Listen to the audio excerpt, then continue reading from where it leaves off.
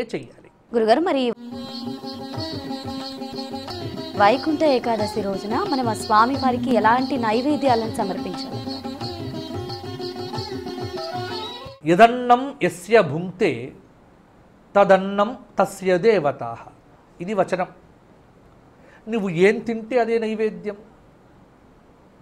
పండ్లు తిన్నామా, పండు నైవేద్యం పెట్టండి.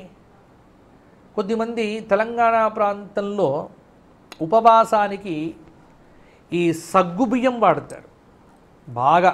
అంటే ఇది ఉత్తర భారతదేశం నుంచి వచ్చింది మనకు.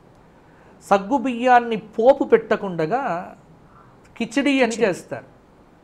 ఉపవాసానికి ఇది మహత్తరమైన పదార్థము అని అందరి భావన.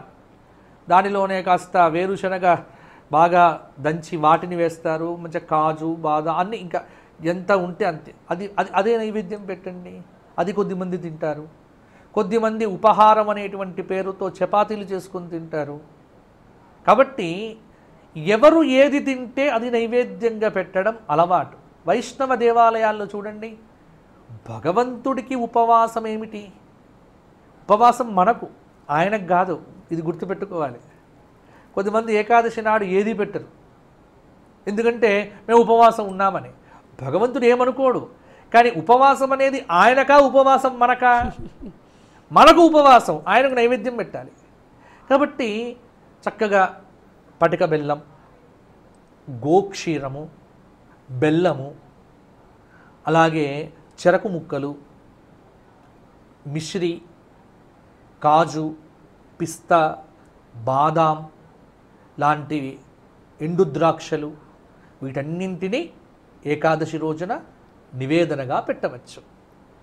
లేదు మేము ఈ పదార్థము తింటున్నాము అంటే ఆ పదార్థం భగవంతుడికి నివేదన చేస్తే అదేమవుతుంది? ప్రసాదం అవుతుంది. ఆ ప్రసాదాన్ని భుజించడం దోషం కాదు. కాబట్టి యదన్నం యస్య భుంక్తే తదన్నం తస్య దేవతాయాః అని స్పష్టంగా శాస్త్రవచనం ఉంది. కాబట్టి ఎవరు ఏది తింటే అదే పెట్టడం అనేది సంప్రదాయం. ఇది శాస్త్రవిహితమైన